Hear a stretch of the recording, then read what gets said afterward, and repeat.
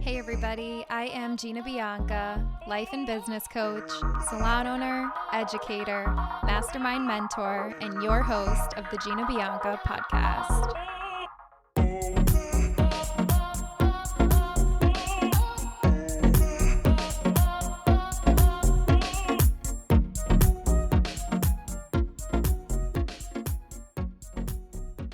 What is up, everybody, and welcome to the Gina Bianca podcast. Today we have the amazing Cassandra Platinum, Cassandra McGlaughlin. She's one of my biggest mentors, friends, coaches.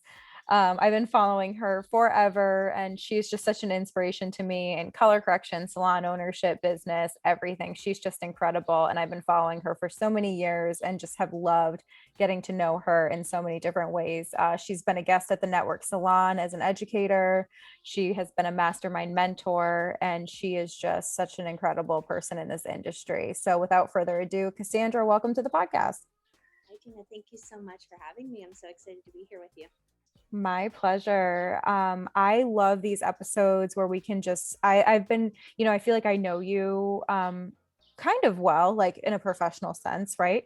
And these episodes are just so fun to like get to know my friends and the people who I look up to and my mentors and just some amazing people in the industry just at a deeper level and just hear your story. So how did you get into the industry? Let's start with this. Why don't you introduce yourself for our audience? What do you do? Where are you from? Why you do it? All those things. And just go ahead and give everybody a little bird's eye view of Cassandra. Sure. My name is Cassandra McGlaughlin, aka Cassandra Platinum. I always joke I should just legally change my last name to Platinum because that gets printed everywhere. But I am a brand ambassador for Redken, for In Common, and Salon Centric. So I work a lot in the social and digital media field now, but who I really am is a hairdresser and colorist of 16 years. I'm getting ready to open my third salon. Um, I'm just a color nerd at heart. Like, I love color corrections. I've been a color correction specialist for the last 6 years of my career. And really over the majority of my career, education has always played such a huge part in what I do. So I really spend a lot of time now focusing on developing education, educational content, doing, any avenue of education I can.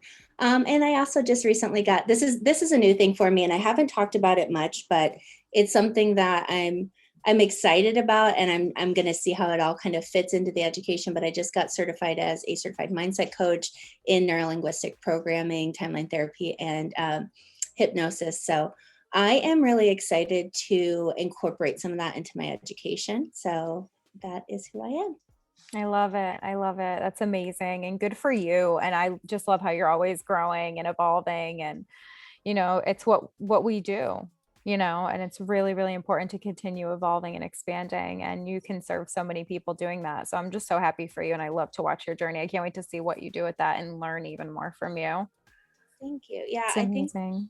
that's like the one thing. It's I know we talk in our industry, we hear the words like level up all the time and things like that. And sometimes it's just meeting, the meeting society kind of where we're at, meeting our industry where we're at. And I feel like the conversations have, because of social, because of people like you out there kind of creating these conversations, there's been so many different doors opened that I think we all kind of like lived on our own for so many years in the industry. We didn't have these conversations about pricings, policies, or even like some of the things we're afraid of or we're having challenges with in the salon. So I think that, one of the things I learned over, the last 16 years in the industry is how big of a part our mindset plays into our business strategies and our skill set, even behind the chair. Even our technical skills come down to, how we're thinking, how we feel, and staying calm in those moments. So that's really why I made that pivot. It's like it was happening anyways. Those conversations were happening. I just wanted to dive a little deeper into it. So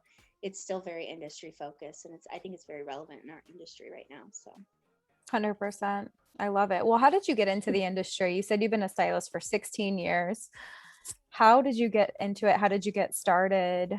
Tell us your journey. So it's actually very I always say it's serendipitous the way that it happened, and I've had a couple really amazing full circle moments, which I love to see, like how life kind of brings things back around and like completes a loop for you. But I was, geez, how old was I? It's 2005. I'm 38. So whatever age that was, 21, 22.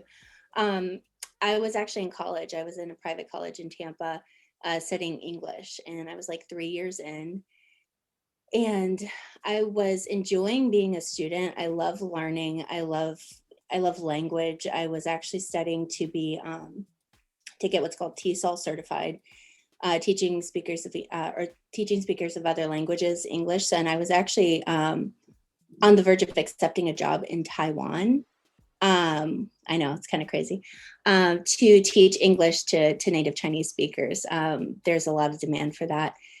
And I just kind of had this moment where I was like, I don't know that this is what I want to do. Like, it was exciting, but it didn't like resonate. I loved teaching, but it wasn't, I just felt like there was something that I was missing. And I had always had wonderful hairdressers growing up. Like, I was very fortunate from the time I was like 14, 15 on. I had like a major hair disaster. My mom brought me to her hairstylist, and like I was hooked. And so I was had access to like these really wonderful hairdressers that were like educating, and out there, like kind of at the front lines, like, you know, doing all these exciting things. And I had two hairdressers in particular. They always said, they're like, you should be a hairdresser. And I was like, no, I'm in college. I can't, you know, kind of thing. And I just kind of think I had that seed in the back of my mind, and I just never really gave it any attention. And I remember there was this moment of clarity. And I've had a couple moments in my life, not a lot, but a couple, where things all of a sudden like snap into place and align. I was sitting on my couch, just like kind of like thinking about my future. Like, what am I really going to do? What do I want to do? You know, people are telling me like I should do this or I should do that. And I just felt very like uncertain and a little lost. And a commercial came on for the Aveda Institute that was getting ready to open in Tampa. And it was just such a cool commercial. Like, it was like these models walking down the runway, and it was like this really cool song that I loved. And I was just like, I'm going to be a hairdresser. Like, it just literally was like done, clicked.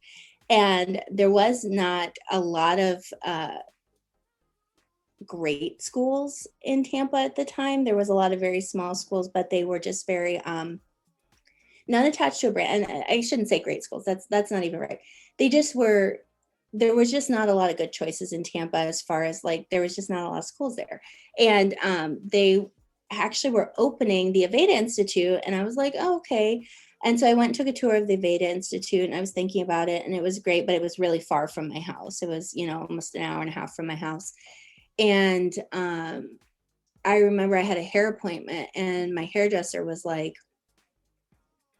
I don't know why I thought of this when this came in the mail. I thought of you when this came in the mail, but I saved this for you. And he handed it to me, and it was an invitation to the Paul Mitchell School grand opening in Tampa. And I was like, what? So it was just very serendipitous, because it was like he thought of that while I was making this decision. And I was like, oh, I'm going to go. And something that, I mean, I speak on stages, I speak publicly, but by nature, I'm a very, very shy person, especially in group settings. So I actually went to the grand opening, sat in my car, and didn't go in the school because I was afraid to go in by myself. I saw these cool people going in there. And long story short, I scheduled a tour, and I was student number 6 signed up for the Paul Mitchell School Tampa. I just felt very aligned, very connected. And like the timing was so perfect. And I just went in there, went full force, and fell in love. And the rest is history. I So love long. it. Oh my God, I love that. And I just can totally relate to like I'm an outgoing person, but like I'm also super shy. And I like that's so funny you didn't go in. I was sitting there, like, you know, kind of hunkered down in my car, and I'm watching everyone walk in, like head to toe black, like dressed to the nines, and I'm in like this cardigan and jeans, you know. I'm like, oh, I'm not cool enough to go in, like all those things. And I went in, and they were like, when I went for my tour later, they were the nicest, you know, people ever, and it was such a great experience. But it's just funny, like when I look back on it, it's like, you know, little Cassie scared of going into the school, you know, but yeah. I love it. When I went for my first day, I like could barely get out of the car. I was so scared. Yeah. It's like I was so nervous. day of school. Like, yeah. I was so nervous. I was like, am I cool enough? Are my clothes black enough? Yeah, exactly. Oh my God. What was your favorite part about a Paul Mitchell school? Um, well, I think the biggest thing that I enjoyed about it is that there was a system and there was like a expectation. Like I felt like my entire year of school was completely planned out and like the journey was planned out where I knew what was coming next. And I also felt like I was taken seriously. Like there was like an element. We were a very small school. So when I started, there was 8 of us in the first class. That's it. So like we had the entire school until the next, like it was like 6 7 weeks, like we had the entire school that was just 8 of us the whole time. So I had a lot of individual attention, if you could imagine, like through core and everything. There was literally 8 of us in the entire school. And I think that was, it was the systems, it was, really, I feel like the education was serious. Like I got my hands in hair and I got clients in my chair very quickly, and I was pushed out of a lot of my comfort zones. But I just really, I felt like it equipped me very well to go out and have confidence when I started taking clients immediately. So yeah. Yeah, I love the Paul Mitchell School. It was the best money I ever spent for me in my life. That education, I always say I feel like I have the best education money can buy. Um, and I'm just so grateful for that, super grateful for that. And my favorite part of the school was the culture, like the be nice or else culture. I really love Win Claybaugh a lot. And just the whole be nice or else, like the 24-hour rule, I never really totally understood even until later in life how important that 24-hour rule is to create a non-toxic environment. And it's basically like if you've got to talk about something, you talk about it within 24 hours and then you let it go, or you just let it go. It's just you have 24 hours to bring it up and not hold on to it. And I just think that is the most healthy.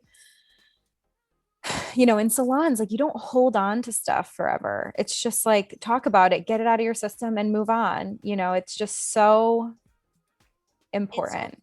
problems to do that. Like it staves off a lot of resentment and wedges that can be built up in teams by just addressing something when it's not turned into something that it's not. And it's hard to like snowball it in 24 hours. Like you can snowball it in 24 days.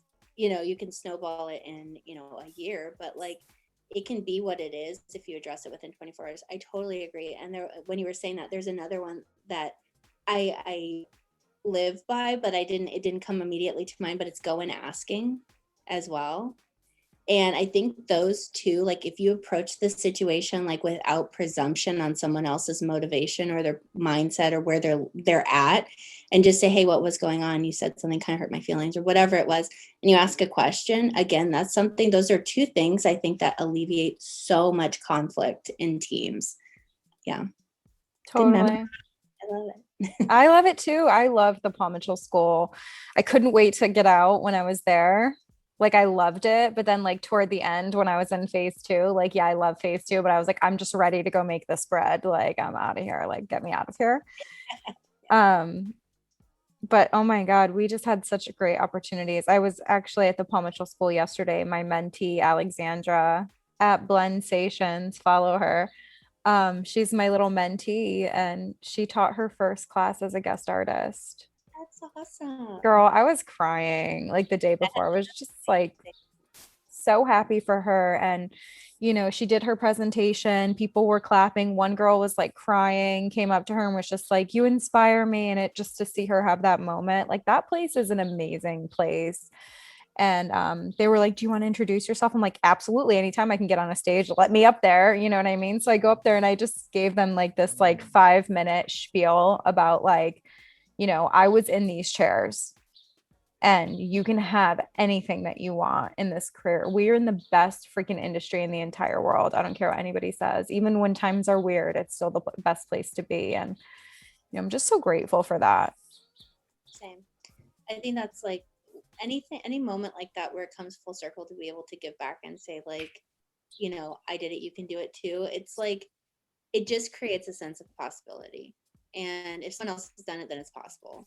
And I Totally. think that it's just kind of keeping that in the forefront. And like you said, this is the best industry because there is unlimited possibility. You can do as much or as little as you choose and create whatever you want to create. Like it's literally an industry of infinite possibility. I love Absolutely. So hell yeah to the beauty industry. that. Love it. So after school, then what happened? What was your um, path? What was your path like right after school?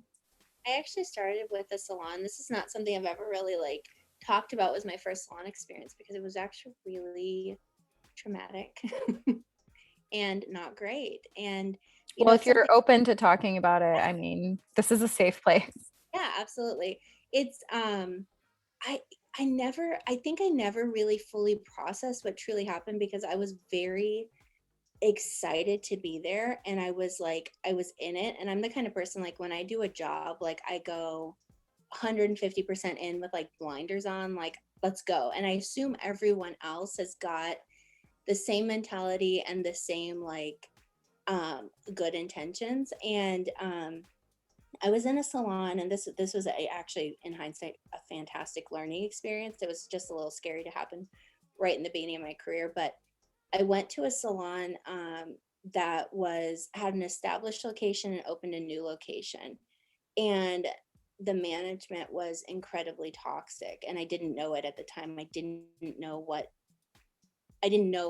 to look for. To be honest, I was just so excited to be in a salon, and there was just so in hindsight, there was a lot of ways I was kind of taken advantage of and used, and I didn't realize it because I was saying yes to absolutely everything. Which, let me just preface this and say, like, I'm a full believer in hard work, and I'm a full believer in saying yes to great opportunities.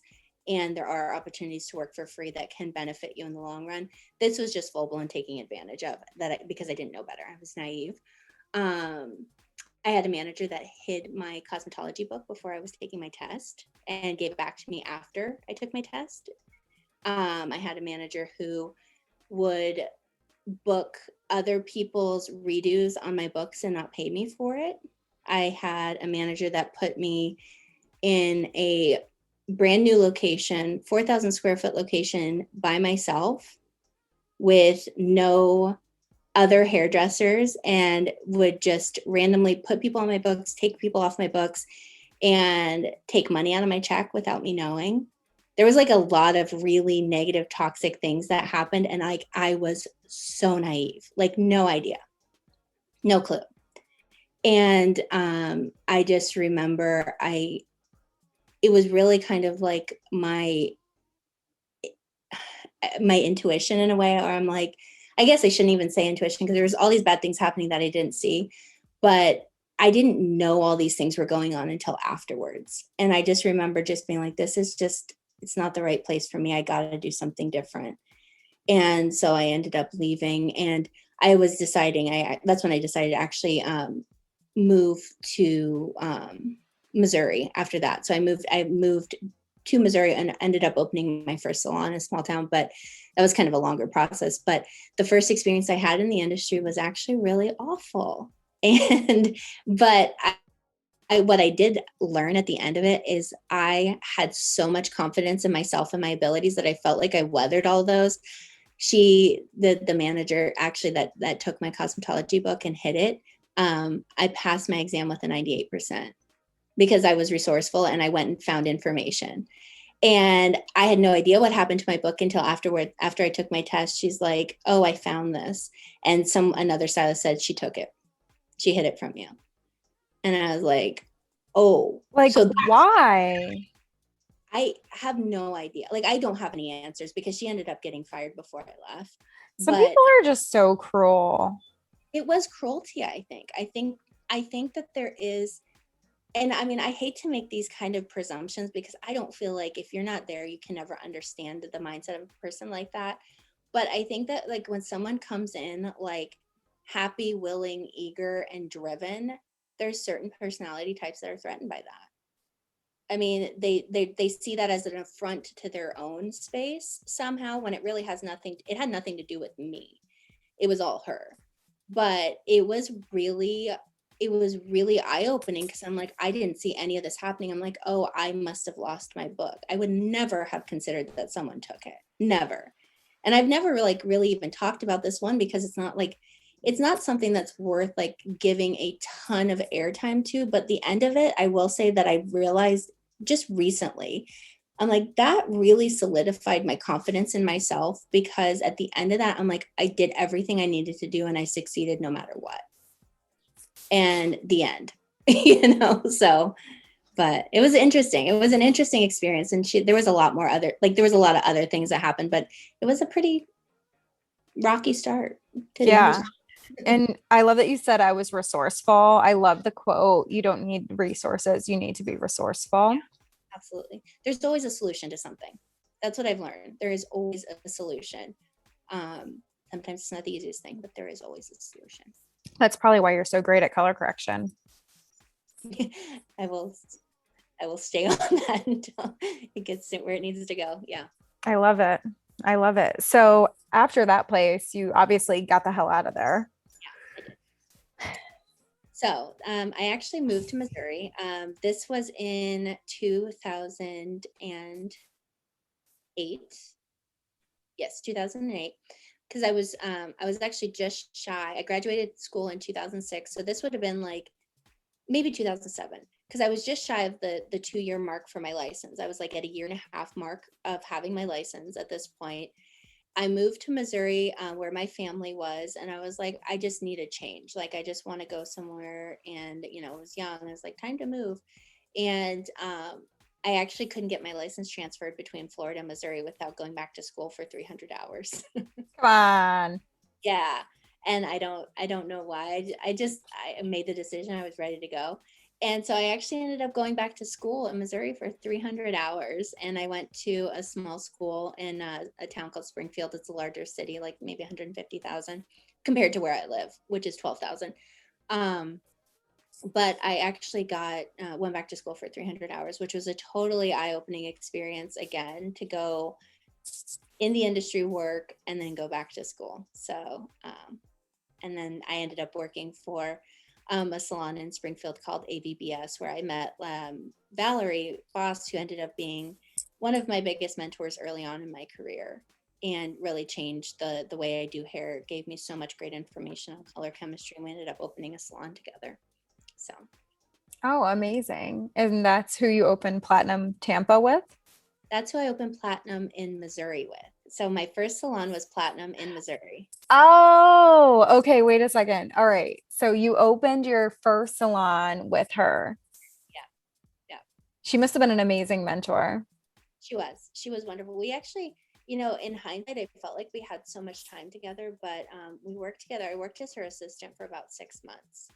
And I just, was again, kind of showed up with that attitude of like, I'm ready to work, let's go. And I became her senior assistant very quickly. And that involved doing, working very closely with her. She is a very busy hairstylist. She's still behind the chair. And just rocking out colors, like super, super analytical approach to hair color, but very creative, and cutting as well, actually. Like, she's a fantastic cutter. But it was a crash course, and it was kind of what I needed on the tail end of the really crappy, unmentored experience I had early on. And it was actually interesting. Again, another moment where a hairdresser kind of came to my rescue. We had a guest artist at the school I was at in Springfield, and he was this really interesting guy. His name was Midnight, and he specializes in body waxing. And he came. His name was Midnight. Yeah. I love it. Salon, he's got like mug shots of himself everywhere. It's awesome. But he came up to me after his guest artist spot, and like he kind of grabbed my arms, and I was like, what's happening? Very like not aggressively or anything, but he was like, you have a light in you. He's like, you have a glow about you. And I was like, thank you. And he's like, you need to go see Valerie. And he sent me to Valerie, just like, and he hadn't even met her. He just knew of her. He was like, you need to go to her salon. And I was like, okay. And I did. But here's the funny thing. I actually went in for a service first. I went and got my hair cut. just to check out Valerie's salon. Come to find out that her and her husband, Michael, are from the same small town that I'm from in Missouri. And they went to high school with my brother and sister. And so it was just like this weird, like these like weird serendipitous moments where it's like, it just like I aligned and got connected with the right people. And there was like these deep connections along the way. But it was just, I don't know. It's like, there's these moments of just like where things happen. You're like, okay, let's go. Let's do this. This is right. And so that's kind of how I got my start, really. And it was through the process that we ended up opening the salon in West Plains, Missouri. And that was, I had the salon for 6 years before I decided to move back to Tampa. And Wow. it was an experience. Yeah. So That's so crazy. He grabs your arms and he's like, you need to go to this lady. And you're just like, okay, like that kind of stuff like freaks me out in the best way. yeah. It's like, I'll listen to you midnight. By the way. I would listen to anyone named Midnight, to be honest. It's kind of awesome. So yeah. Oh, wow. So you were in the salon for 6 years, you moved to Tampa, and I started following you when you were opening Platinum. And I remember your time lapse. Yeah. You were so good on social media. You inspired me so much on Instagram. You're one of like my biggest like go-to, like when I was a salon, like because I had found you right when I had opened my salon. And we were kind of starting salon ownership at the same time. And it was just like, you know how you find someone kind of going through the same thing as you and you like lock in and you're just, you're like, you feel like you're going through it together. Like that's how I felt totally. And you were focusing on the art of the transformation, which so was I. Like that was my favorite thing to do is corrections and transformation. So it was just like a perfect person to follow. So talk about Platinum.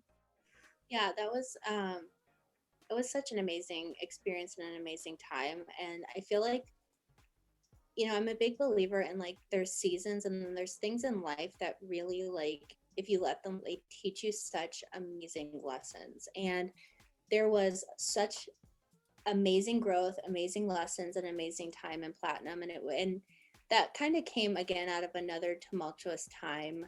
It started out of a tumultuous time, but it was kind of faith in myself and the learning lessons I was open to that led me to a place where I enjoyed really amazing success with the salon. To kind of go back just a little bit, when I was in Missouri, I had my salon, and one of the reasons I decided to move is I went through a divorce in a small town, and it was very difficult. And there was just a lot of circumstances where I'm like, okay, like let's go back to Tampa.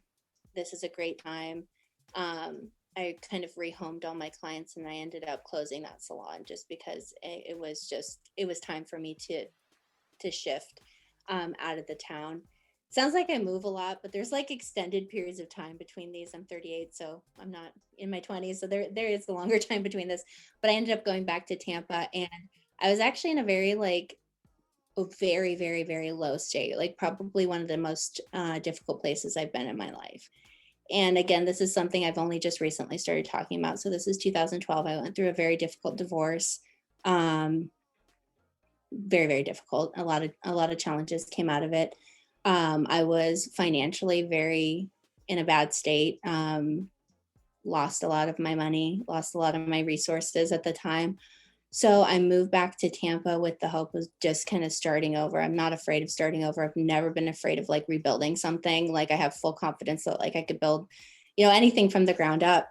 And I spent 6 months living with my grandmother because I couldn't afford to live on my own at the time. I had a full business, full clientele, a lot of resources that got decimated in a divorce. So it was really like, I could stay and fight or I could go rebuild. And I decided to go rebuild because the energy was too difficult to continue infusing into the fight. So I was like, okay, I have enough faith in myself. Let's go. Let's start this over. And I ended up working in a salon for a few months. That was, again, a fairly toxic environment with a fairly toxic salon owner. And I remember talking to my mom, and this is a moment I actually had to have help purchasing business cards because I was that financially, you know, in a difficult situation. And my mom and I were talking, and she's like, well, what do you want? And I was like, I want to own a salon again. I want to open a salon, but I need a partner. Like I need some help. You know, I knew I needed some help. I needed resources that I didn't have at that time. And again, I met someone through the process of just kind of casual introduction who within like 2 conversations, he was like, I have this space. I want it to be a salon, but I need someone to run it. And I was like, well, I have experience, you know, running a salon. And we ended up, you know, negotiating a fantastic partnership. And that's how Platinum was born. It was, again, another serendipitous moment where I got very aligned on the decision. I was like, I do want to own a salon again, and I will somehow, some way. And through kind of like these destitute moments, it was like this came out of that. And it was like I kept, every time I kind of went through these like dips, I felt like I came out reinforced and ready for the next level. I was like, okay, I've dealt with that. I'm through it. It's over. And now let's go. And it just kind of steeled me up for the next, what was to come next. And so that's how Platinum got started, is just really through kind of a moment of clarity of my on my own. I had this vision. I had the idea of what I wanted it to be and how I wanted it to be. And then I met my business partner, and you know, he had no salon experience, but he has great business experience. And so we ended up making a really great team. There was a lot of up and downs with the partnership, but we made a really great team ultimately, and built a really wonderful business together. Yeah, Platinum was amazing. And you guys specialized in the transformation. You were saying earlier in our mastermind mentor chat about how you guys had kind of built an entire business on the art of the transformation. And that must have built so much of your experience. Yeah, again, it was like one of those like learning curves at the time. This was in, you know, 2014, and social media was it was on the scene, but it was still kind of in its relatively new phases. And I started initially using it when I was at the previous salon before Tampa to build a book, because I needed, like, I needed clients. It wasn't like I was trying to gain notoriety. Like, that wasn't even on the radar as far as social. Like, it was like really generating a clientele. And so I started using Instagram by posting before and afters. And at the time, there was people posting afters, and they weren't really posting formulas. I started posting before after steps and formulas, and kind of opened that door, and it generated a whole other level of clientele that were like, okay, I don't know what this means, but I trust you to do what you need to do to fix my hair. And that's what snowballed into a corrective color business. That's what allowed our salon to be profitable within our first 9 months open. So we were able to generate, you know, a profit bearing business from day one, really, and able to take home money at the end of our first, you know, the end of the fiscal year. And it was one of those things where I'm like, there's something to this. And so as a salon team, we leaned into social and developing kind of like that brand of the transformation, and having that niche and kind of living in a space where it was still new really allowed us to flourish that way. And it was a huge learning curve building a business off of corrective color, but it's like, it was amazing. It was fun. It was so much fun. So yeah. Yeah, I feel like corrective color is really fun because there's so many elements to it. You're lightening, you're darkening, you're removing, you're healing, you're Hoping, pray. hoping and praying. There's like a spiritual element to the whole thing, but it is a really beautiful specialty transformation. It really is. And I love it. And you know, that's what people are asking for. People love to reinvent themselves and transform. And now hair has become so mainstream. Like we are all elevating the beauty industry, like all of us. It's amazing that like we are, you know, getting your hair done is, people know it's expensive too. People just get like, they understand. And I think that the conversations we've all been having and, you know, social media in general has just made everything so much more mainstream.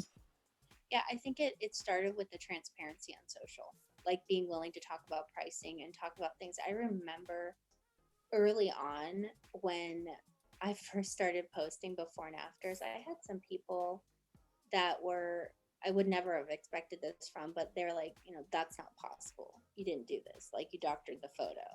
or like you can't charge enough to make money off of that, or all these like weird things that nobody would ever say to your face. You know, they would say it on social, but they won't say it to your face. And I was like, it's not true. And so that kind of spurred me on even more. I'm like, I need to be unbelievably transparent about this process. Like, I need to talk about the ups, the downs, the good, the bad, the hard, and the easy, because everyone else needs to know what's possible. And I remember I actually had a conversation with Stephanie Kachowski on the phone. It was when I got my first behind the chair feature. And it was this huge color transformation. My guest had, literally jet black roots grown out to almost her ear, splotches of orange and yellow and stuff throughout her ends. And I got her to a platinum blonde. And behind the chair wanted to feature the transformation. I had to give the step by step. And, I ended up having a conversation with Stephanie Kachowski. And it was like, through that conversation, I'm like, this is an amazing opportunity to be able to share literally every single step I did and hopefully inspire someone else to let them know it's possible. Because this guest at the time, she was like, you're my last hope to get my hair blonde. Like, and I think you can do it. And it was just such a moment where I'm like, we don't have to hide our formulas. Like, we don't have to hide our pricing. We don't have to hide the fact that it took 6 hours. Like, there was like this moment of kind of pivot where it's like, this is time just to tell everything, like share everything. And that's really one of the pillars that I built my educational brand on and my social brand. That's why I like Q&A so much, because they're raw and they're open. Like, you can't necessarily plan. So it's like, you have no choice but to be honest. And you have no choice but to tell, what is really going on. And that was really a pivotal moment for me to kind of create my own individual brand, and it influenced us as a salon. But I just remember it's like hairdressers need to know the truth, and the transparency is what set the tone for the industry to shift. And I'm not just speaking of myself, but the transparency that we all brought to the table and the conversations we all brought to the table created a shift in the industry within hairdressers, but also our clients and their expectations and them being informed of the process. So 100%. When I started putting the price on top of the photo, I used the hashtag elevate the beauty industry, and I had no idea what I was talking about, But I was just like, I did, but I didn't. I was just like, because I would get these horrible comments. Yeah. And I just started saying elevate the beauty industry. Like, we're worth it. Like, we're fucking killing ourselves over this work. Like, it is so much work to like give people what they want. And like what you are speaking about now, and it's just so interesting because we do align in so many ways. And like when I was building my color correction course, I had seen you post your stuff and I was just like, I just love her. I can't wait to read your ebook and just do and just see what you're sharing now. But there are so many different elements to the service, especially with the guest's personality, their mindset, their confidence, their patience, their budget, their what's going on in their lives, and all of that like transcending through a 6-hour appointment. Because like 2 hours you can like have your shit together. Over 6 hours it can go up and down. It's just so interesting how complex these services are. And it's great that we keep talking about it and we keep sharing and we keep elevating. And no, we shouldn't be hiding our formulas. I don't want to say should. I hate the word should. I'm like trying to delete it from my vocabulary. Because there's no right or perfect way to do anything. But sharing our formulas and sharing our techniques and sharing the time, and like you said, all of this is how we all grow together. I'm not in competition with a stylist down the street. I'm not in competition with any educator. There's just enough people and enough for everybody. It's so amazing that we're all able to do that. I think that's the biggest thing that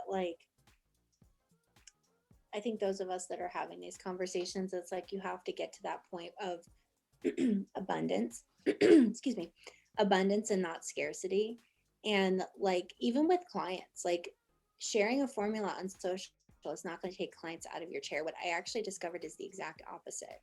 I had clients come in like, no idea what this means, but I trust you to do whatever you want to do to my hair because it sounds like you know what you're talking about. Like it actually created an abundance to not be afraid to share.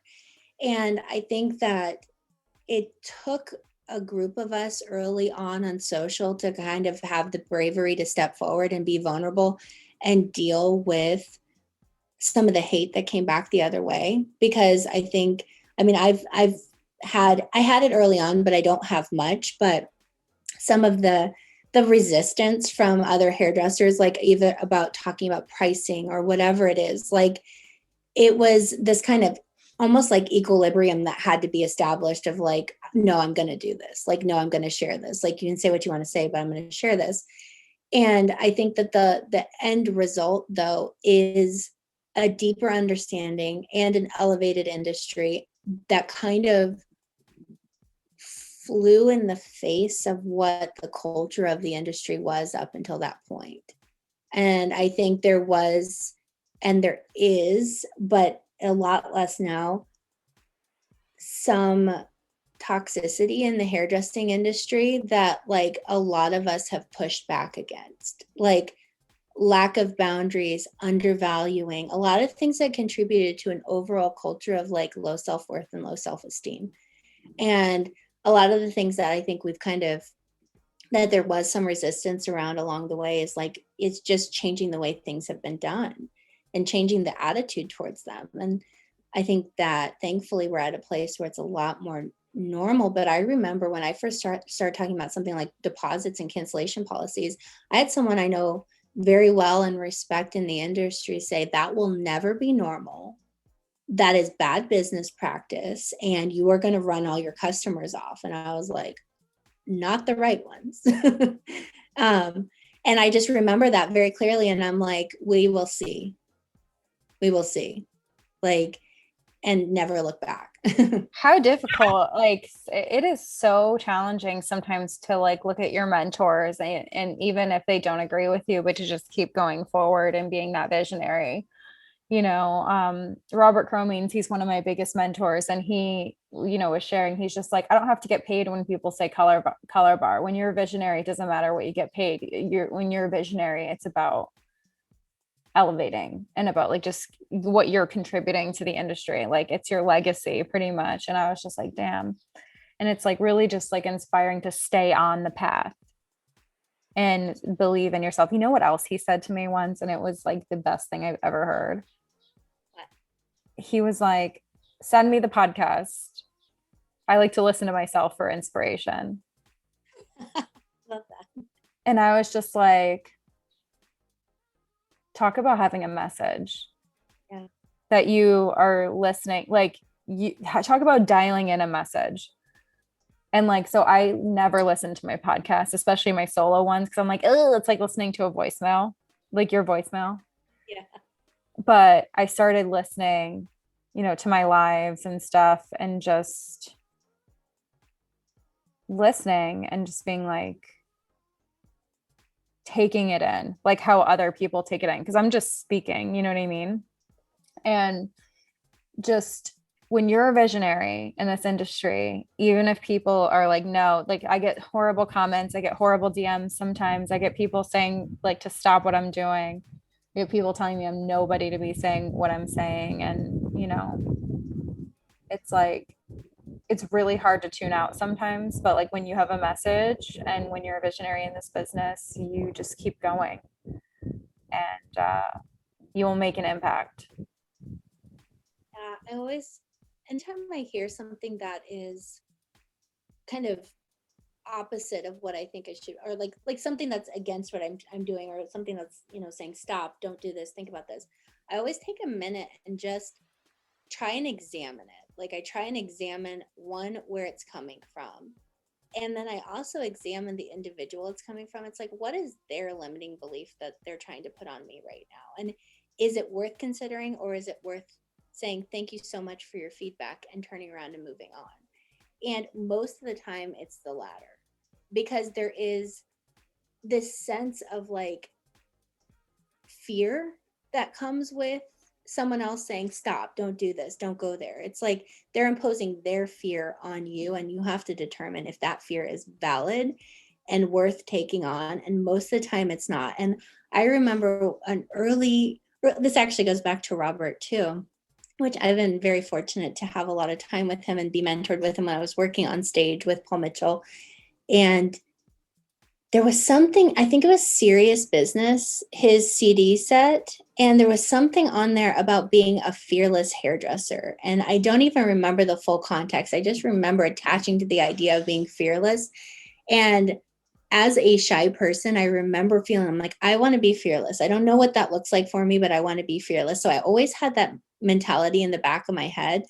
And so when something like that comes up, it's like, am I accepting someone else's version of what this should look like? Or am I being fearless? Am I being true to myself? Am I afraid and going to go do this anyways?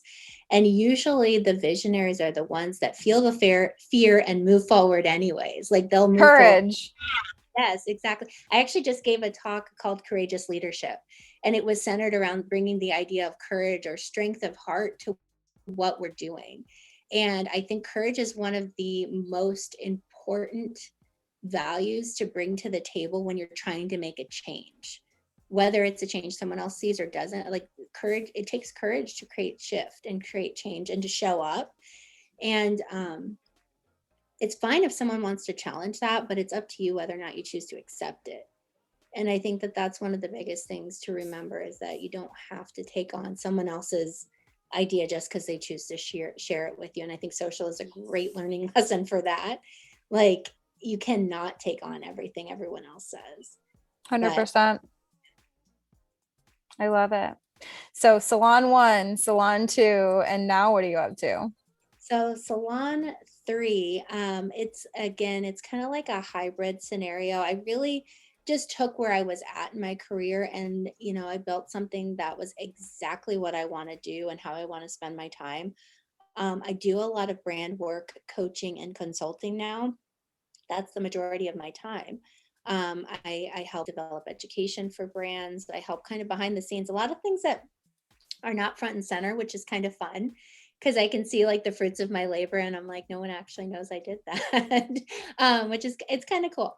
But I do a lot of consulting behind the scenes. I also do content creation and social and digital media. So I made a studio space for digital events, which I'm so thankful I did, because I had no idea that the world was going to flip on its head over the last few years and everything go digital. So I have a studio space set up for that. I'm actually getting ready to launch an e-commerce and retail store coming up. That's still kind of, hush hush under the radar. But that is getting ready to get launched by June 1st. And then I am getting ready to build out a booth rental salon. So I'm going to be opening my 3rd salon. It's my first foray into booth rent, but it just fits my life where I'm at right now and the amount of time and energy I can spend into a business. And yeah, I'm gonna lean into that and lean into creating more education. I do high level coaching. I take a few clients a year where I work with really like innovators, high level beauty pros, CEOs of companies, and we just work through strategies and coaching together. I just customize a program for everybody. But yeah, that's what I'm doing. You're so amazing, Cassandra. Where can everybody find you? You can find me at Cassandra Platinum on Instagram. That's my main platform that I use for social. And then, of course, you can go to my website. It's cassandraplatinum.com. I have some resources. It's actually getting a little bit of a revamp, so it's a little under construction, but I have my ebook, The Business of Corrective Color, available there. I do a lot of lives for the different companies I work with, so I'm very free with my education. I have a lot of informative posts on Instagram where I share dialogue, formulas, color correction challenges. So you can find me in any and all those places, or you can also DM me if you have any questions. I'm always open to those kind of conversations. I love sharing whatever I can. So This has been so amazing to spend the morning with you. yes, I've enjoyed it. Thank you so much for all of your time, all of your information, and to tell your story. You're such an inspiration and you're elevating the beauty industry. And I'm just so happy to know you. Thank you so much, Cassandra. Thank you, Gina. It was a good morning together. I enjoyed it. It was amazing. Awesome. All right, everybody. We'll see you on the next one.